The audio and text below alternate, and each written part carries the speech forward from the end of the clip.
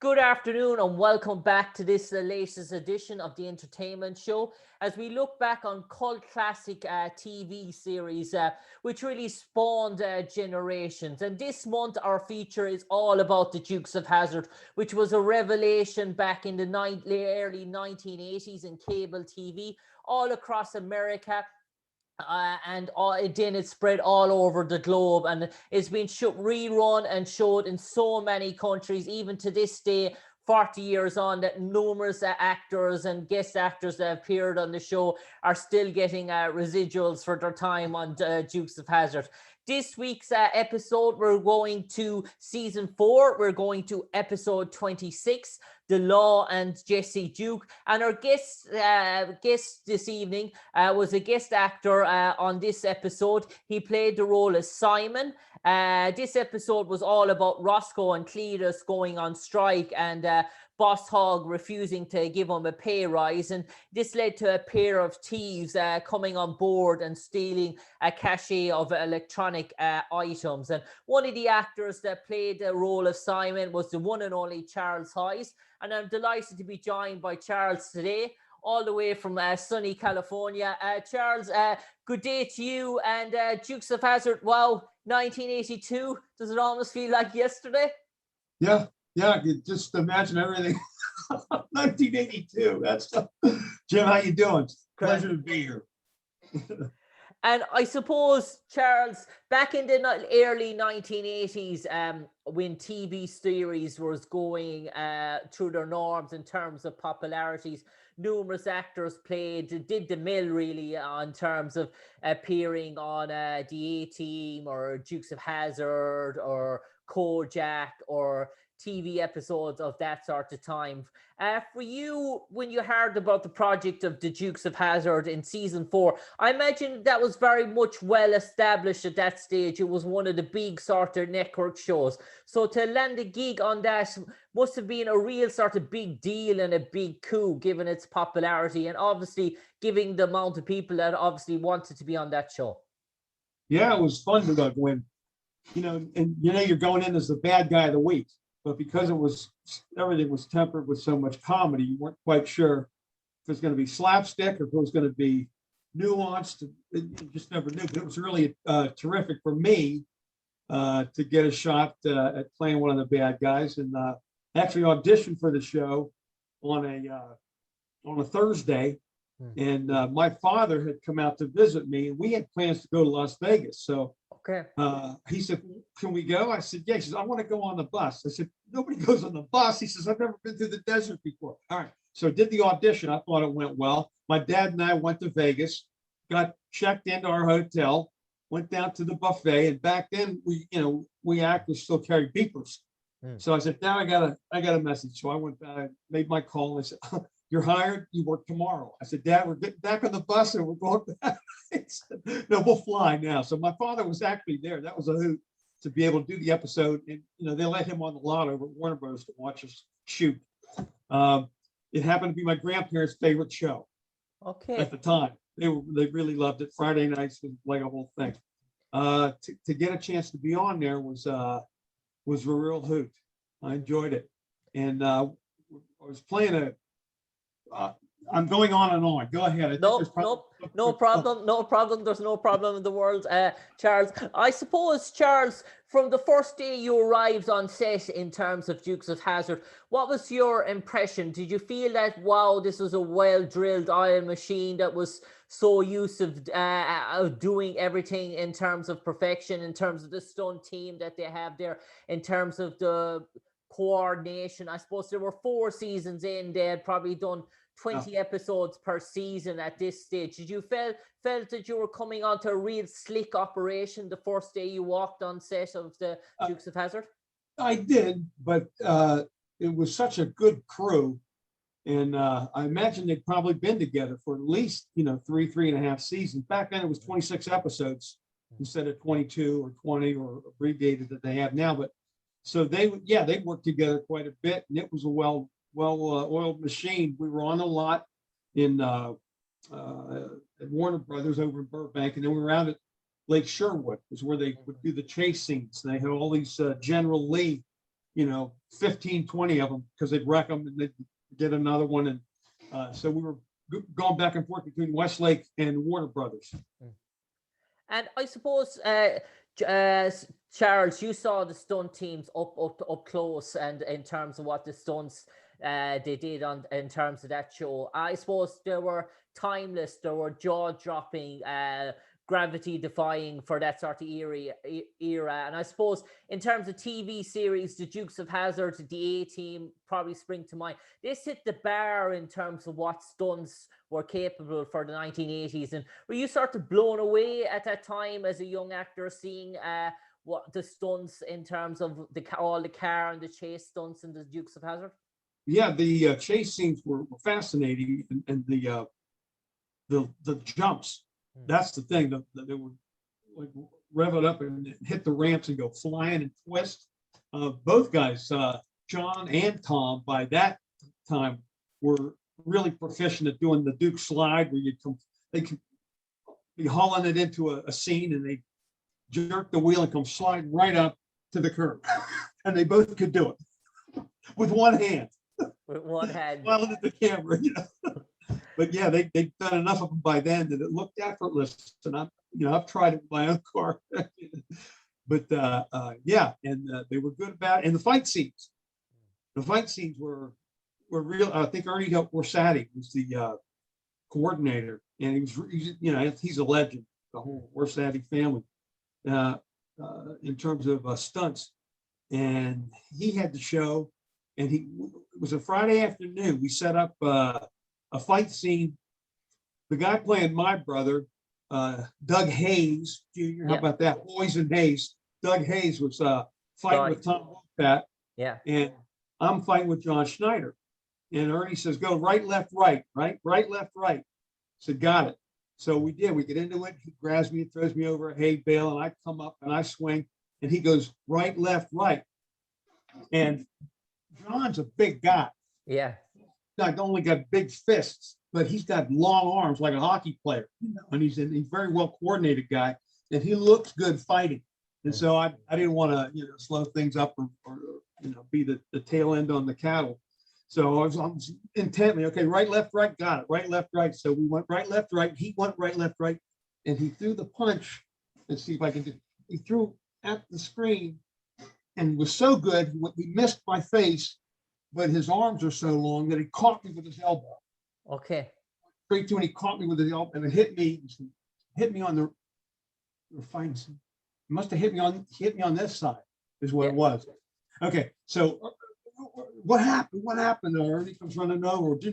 John says, my fault. It's my fault. I hit him. I said, John, you know what? You were so convincing when that fist went by, and I leaned in. I probably caused the thing. Well, he felt horrible about it, and I said, I'm fine.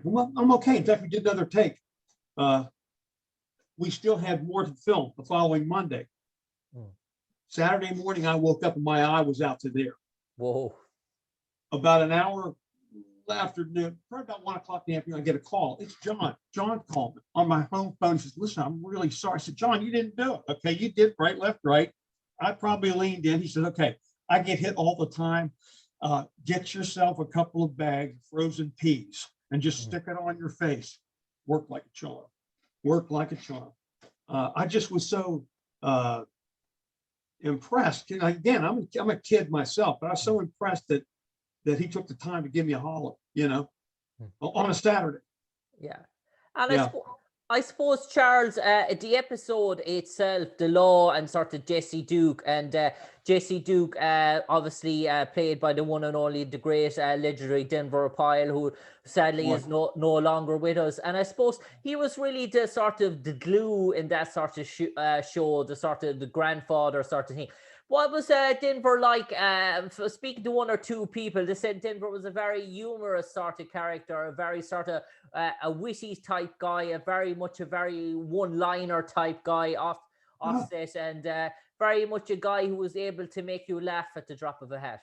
He was like that. I had a chance the one day we were in studio and he was hanging around. He had some shots to do either before or after us, but had a chance to spend some time with him. All I could think about was, because I was a fan of the Andy Griffith Show. and he was on that. He had a recurring role. I forget the character, but he and a whole family of folks from up in the holler up there were on just about every season. And he was able to share some anecdotes about that show, but he himself was, just spot on about it. It's like you're sitting next to a guy in front of the general store, whittling and spit, he tell you a story like that and just like draw you in, yeah, that was really fun. I didn't have any scenes with him, but we did have time in the makeup that one day where he was sharing some pleasantries. I suppose, Charles, back in the 1980s, growing up, for every sort of young teenager all across America, I suppose the pin-up on most boys' walls was the one and only Daisy Duke, played by Catherine Bagg, a really sort of a southern sort of belle type of girl, a real sort of feisty sort of character, and her chemistry with Tom and John on set really sort of put that sort of bond. She was a real strong sort of female voice in the show, and really got that sort of female sort of power, that sort of superwoman type effect. And what was your memories of speaking to Catherine and working alongside Catherine Beck? I didn't have any scenes with Catherine. She was on set though, because they'd shoot several different things in the course of a day. But I did get to say hi to her, and I'm a kid. I just melted, and she just as nice as could be. And sometimes when you see stars close up, they don't look quite as star-like as they do. She's every bit in the flesh. Everything she was, you saw on camera. She had terrific. And built well, just obviously, but like athletic, because she had the arms. She had the arms to go with the chassis.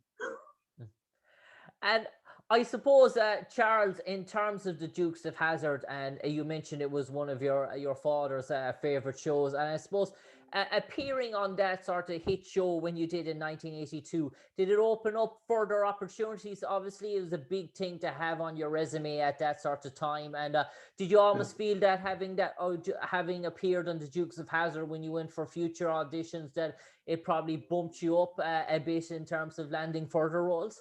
It did. It was a feather to have in your cap as a young actor. Have you done this one? Have you done? Yep. Did the Dukes? Yep. Did Incredible Hulk? Yep. Did And so you just felt like you were hooked in, like you were, because you get to Hollywood and you're competing against not a million people. In fact, folks would tell you, don't even go. You have no chance of making it out there. Well, I couldn't wait to get out here. When I say out, I came out from Pittsburgh, and what you find out as an actor is like, maybe there's at any given time 30,000, 40,000 out of work actors, but you got to figure, well, half of them are women, probably more, but maybe just figure high.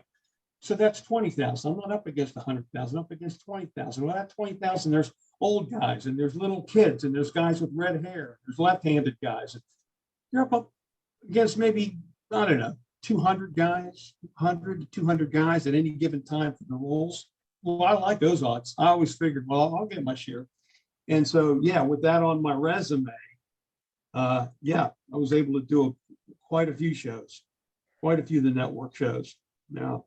And I suppose, Charles, in terms of the Dukes of Hazzard, obviously it spawned generations, still massive in all the southern states in the United States. It's almost like a religion as sort of such, but it has spawned all over the world. It's been dubbed in so many countries, in so many different languages now at this sort of stage. And does it almost sort of fill you with admiration to know that somewhere around the world someone is watching your episode, whether it be in South America or Ghana for the very first time, and you still see those residuals coming in the door 40 or 50 years later? It mightn't be enough for a cup of tea, but they're still coming in with your name addressed to them. Yes. And years after having done that show, jump ahead. And now I'm married, Mm. and I have a little boy, and he's sitting on the couch, about 2 years old, watching the television, and the Dukes of Hazzard comes on, and he goes, and he looks at me, and he looks at the television, and he looks back at me, looked at the television, and then goes, I said, yeah, that's what Daddy does. He couldn't quite figure out. And my daughter, every once in a while, she'd say, Dad, why don't you be on TV today? And they don't realize how hard that is, as if it's my choice. Why don't you be on TV today? Here, what channel? I said, it's not that easy, hon.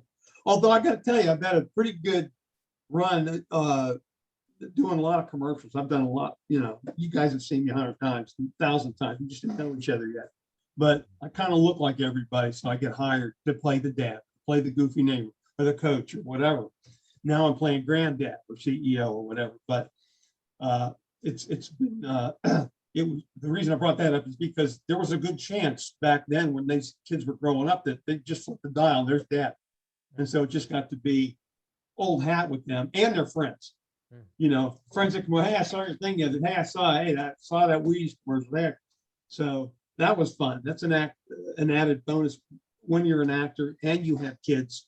They get to kind of understand a little bit about what you do, And I suppose, Charles, to sum up your memories of your time on Dukes of Hazzard, maybe you might sum it up in sort of 2 sentences now for the last 30 seconds, or you might tell a sort of a good story that sort of spawns in your memory from your time that you were in there, that you always sort of remember from your time in Dukes of Hazzard. I can tell I'll have to talk fast if I only have.